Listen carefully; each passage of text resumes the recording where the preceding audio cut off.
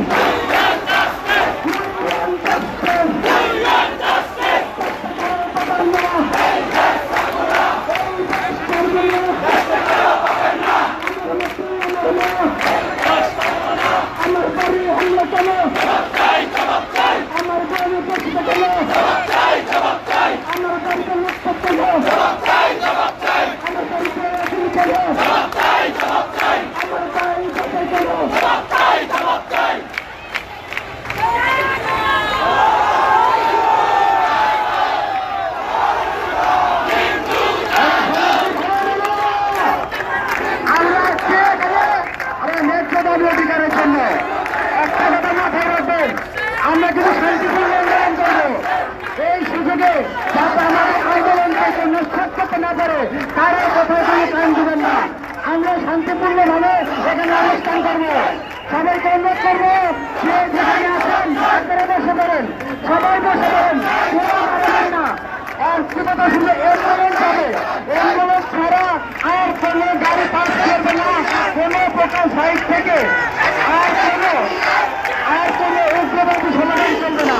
আমরা বাংলাদেশি, আমরা বাংলাদেশের সনাতনী, আমাদের একটাই, আমরা হিন্দু নির্যাতন মুক্ত বাংলাদেশ চাই।